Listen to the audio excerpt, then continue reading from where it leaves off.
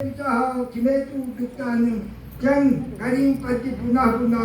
तो अब सुख जब होता उस वृक्ष के छांव के बाद जहाँ दुर्धनवा राजा बैठे थे घोड़े के साथ, अकेले थे, तो एक सुंदर जब तोता वहाँ पर आया तो तोता ने क्या बोला, तोता क्या कहता, वहाँ पर आकर थे राजा से, राजा दुर्धनवा को अकेले बैठे हुए देखकर उसे संबोधित करने लगा, कहने लगा, क्या कहता हुआ तोता, एक ही सुंदर श्लोक को बार बार दोहराने लगा कि इस भूतल पर विद्यमान अतुल सुख को दे करके हे राजन, आप तत्व आत्मा के संबंध में विचार नहीं करते हैं, तो भला बताइए इस भवसागर से कैसे पार जाएंगे। यह इसी श्लोक को राजा बार बार कहने लगा, क्या कह रहा है कि इस भूतल पर विद्यमान अतुल सुख को देने वाले तुम्हें किस भगवान ने इतना बड़ा इस भूतल इस पृथ्वी पर इतना बड़ा सुख विद्यमान तुम्हें कैसे हुआ। रात को तो राजा ने स्वप्न जब निद्रा न आने से जो सोच रहा था राजा, अब तोता को मिल गया उसका गुरु।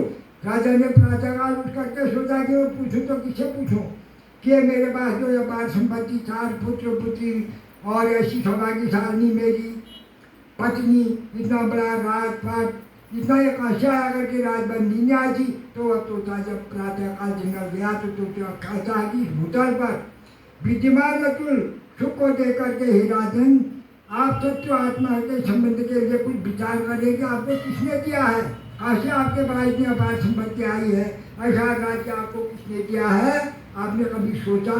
इस तरह से बार बार वह इसी घट को लगाया है और बार बार राजा से ऐसे कहा, तो भला बताइए इस भवसागर से आप कैसे पार जाएंगे। आपने इसके लिए सोचा कि मेरी भाई इतनी अपार संपत्ति है, ऐसा है वैसा, आपने कभी कोई दान पुण्यात किया है, या आप भवसागर में डूब रहे हैं।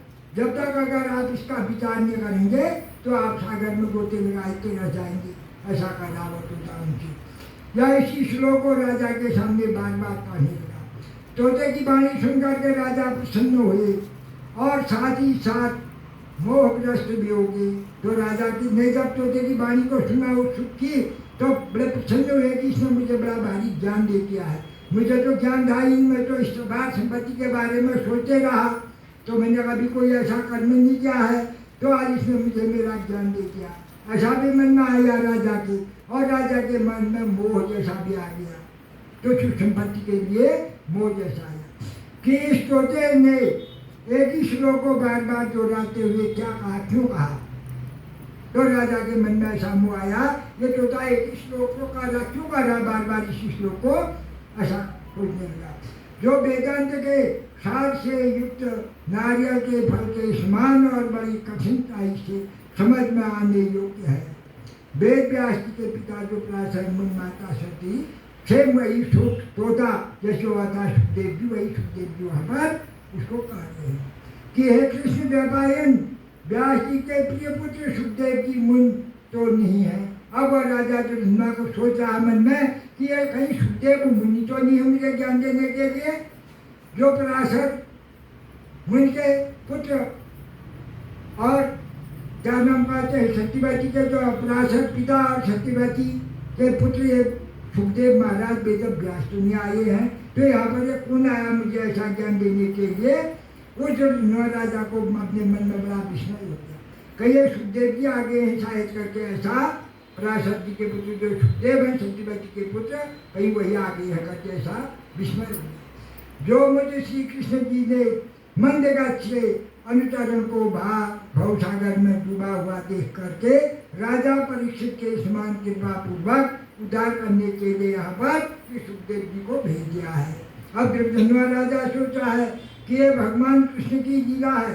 भगवान कृष्ण ने, मैं इस भवसागर में रात भर गोते लगाते रहा कि ये संपत्ति अपार, इतनी माया, इतने पुत्र पुत्री है मेरे पास, कहाँ से आई क्या आई करके मुझे कोई नहीं था, मेरे माता पिता तो बड़ी कर चुके थे। तो ये हो सकता है भगवान श्री कृष्ण की ही कृपा मेरे ऊपर हो गई है कि पराशर मुनि के पुत्र सत्यवती के पुत्र जो भगवान वेद व्यास सुखदेव जी हैं, तो भगवान कृष्ण शायद मेरा उद्धार करने के लिए यहाँ पर मैं जो भवसागर में डूब रहा हूँ इनको भेजा करके मन में ऐसा विचार करने लगा। इस प्रकार सोच विचार कर ही रहे थे कि तब तक उनकी सेवा भी सेना भी उन्हें ढूंढते ढूंढते उनके पास आ गई। तो राजा तो अकेले था, घोड़े में बैठे थे, तो मृग को बाण मारा था, तो अब उनको तो झाड़ी में छिप गया। तो घोड़े की चाल के बराबर उनके पीछे से जो उनकी अक्षौणी सेना थी वह सब पीछे छूट गई थी। घोड़ा तेज इस मृग का पीछा दौड़ रहे थे। तो जब इतना सुखदेव जी ने वहाँ पर आकर के तोते ने बार बार एक श्लोक को उनके आगे आकर के रट लगाई सुनी, तो तब दुर्योधन राजा के मन में आया कि भगवान श्री कृष्ण की मेरे ऊपर ऐसी अपार कृपा हो गई है जिसे मुझे सुखदेव जी ने अज्ञान दिया है। ऐसी जब बातें वहाँ पर वो कर रहे थे सुखदेव जी के साथ, तो उनकी जो अक्षौणी सेना थी पीछे से राजा के ढूंढ खोज घोड़े के पग चिन्ह को देखते हुए, अब वो तो बहुत पीछे जंगल में घोर जंगल में पहुंचे थे, तो घोड़े के पग चिन्ह जो घोड़े के चिन्ह थे उनको देखते देखते अक्षौणी सेना राजा को ढूंढते ढूंढते वहाँ पर उधर तोता भी राजा को इस प्रकार आत्मबोध करा करके स्वयं ध्यान हो गया। जो सुखदेव जी तोता था वह भी राजा को ऐसा बोध करा गया, कह गया कि ऐसा ऐसा हुआ करके तोता भी वहाँ पर से गायब हो गया। राजा अपनी नगरी में आकर के तोते की वाणी की फिर करने लगे। तो अब वहाँ से घर आए तो राजा अपनी पत्नी से भी कहने लगे और अपने पुत्रों से भी कहने लगे कि जब मैं सवेरे ऐसे शिकार के लिए गया था तो मुझे वहाँ पर जाते जाते एक सरोवर के बाद पानी पिया, तो वहाँ पर एक तोता आया था वृक्ष में बैठ करके, तो तोते ने मुझे एक ही श्लोक बार बार पढ़ाया, रट लगाया है। तो ये ऐसी क्या बात है करके अपने घर जाकर अपने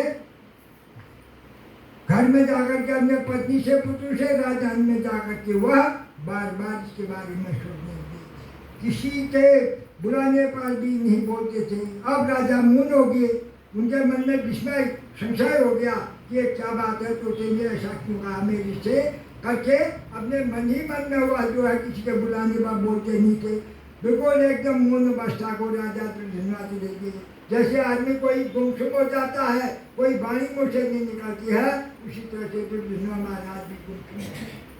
उन्हें खाना पीना भी सब छोड़ दिया और एकदम बिल्कुल ऐसे हो गया कि अचेत अवस्था को जैसे मुँह आने लगी। आदमी ने खाना पीना सब छोड़ दिया, गुमसुम, न पुत्रों से न पुत्री से न पत्नी से न रात कर्मचारी से किसी से भी दुर्योधन नहीं बोलते थे। अचेत अवस्था को इस तरह से वो अपने शरीर को छुपाने लगे। तो अब वहाँ पर क्या होता है, गुण सुंदरन बाचा हो, और गुण सुंदर की जो पत्नी है वह पूछती है भोगो पुरुषार्थ सातुलम धर्मेन्द्र सिद्धिदम कुतः उत्तिष्ठे तिष्ठ भूपाल शुभत्वं भोगानुगतोद्भदः एवं शित्यानुनीतोऽयम् अपीनं कुचिदितो नृपः समृद्धं सुखवाचस्तं दुर्गेयं च यथा परि साबीजानि विभिन्नं च भर्तु खण्डित पीडिता न बुधोषा निजाषादि चिन्तामणिकारकम् एवं चिदाय धामग्नं गादिं कालक्रियां गतः संदेह महासागरो गोते हेतु मिथोषा नारद बातो इति चिंतमयो धर्म तदेयं जात दुर्धन्वना किमं विमलं कर्तुं किं वैष्णवी कलुं हतं छुरा।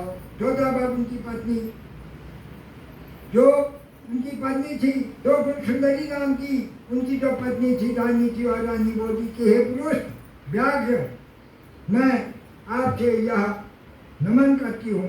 आप इतने बड़े व्याघ्र के समान थोड़ी छाती वाले, और जैसे व्याघ्र निडर होता है, कभी किसी से भय नहीं करता है, तो आप ऐसे किस्म के व्याघ्र के समान निडर थे। तो आप आज आपको क्या हो गया? इस तरह से आप अचेत अवस्था को क्यों चले जा रहे हैं खाना पीना छोड़ करके, और अपना शोक मग्न आप क्यों है? क्या बात है? इस तरह से व्याघ्र के समान आप एक ऐसे इतने बलशाली होकर के ऐसा क्यों कर रहे हैं? मन मस्का आपके मन में जो इतनी बड़ी बड़ी बातें होती थी, बड़े बड़े होते थे, तो ये आपके मन की बातें आज कहाँ चले गई है? इस तरह से उनकी जो गुण सुंदरी नाम के एक सुंदर रानी थी, पत्नी थी, वह उन्हें बार बार करती थी, हे महाराज उठिए उठिए भोजन पानी कीजिए। तो अचेत अवस्था में है तो तब वह पूछ रही है कि महाराज आप उठिए, भोजन कीजिए, पानी पीजिए और गुमसुम रहना छोड़ दीजिए। क्या कारण है आपके मन में? जंगल से आने के उपरांत ऐसा क्या हो गया?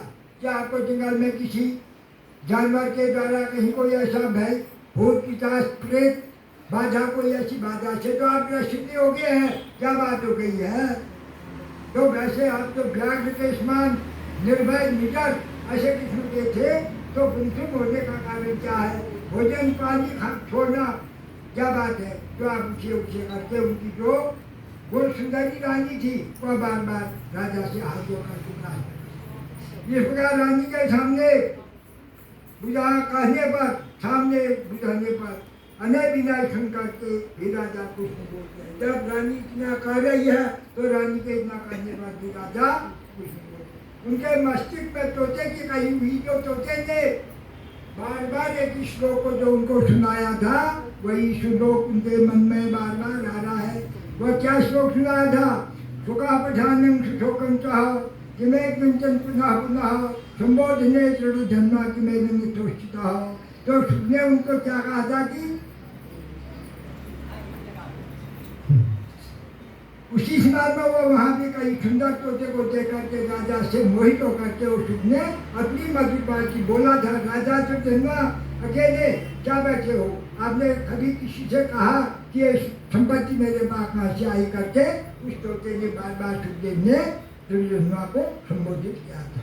तो तब राजा के मस्तक में दिमाग में वही बात बैठ गई कि तोता ने जब ऐसा कहा तो क्यों कहा?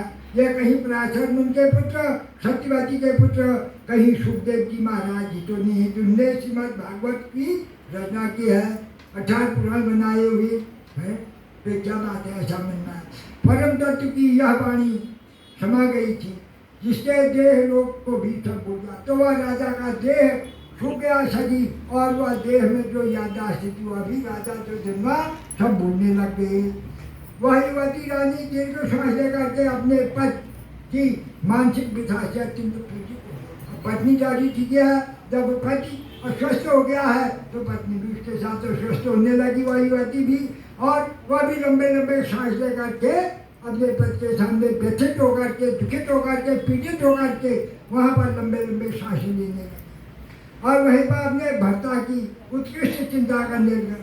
भर्ता करने पद को अपने भर्ता पद की और उत्कृष्ट मन ही मन में उसको भी मानसिक पीड़ा उत्पन्न हो गई, मानसिक चिंता सताने लगी। आहा क्या कारण हो गया महाराज, मेरे भर्ता इस तरह से व्याकुल क्यों हो गए हैं, अचेत क्यों हो रहे हैं?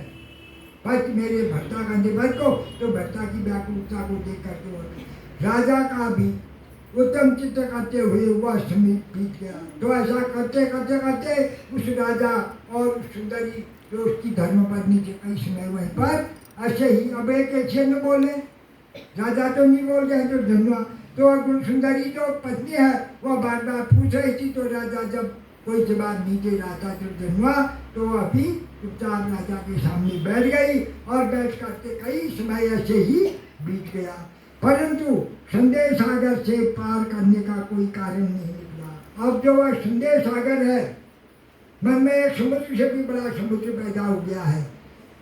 न एक एक से बोल रहे हैं, फिर पत्नी ने भी बोलना छोड़ दिया।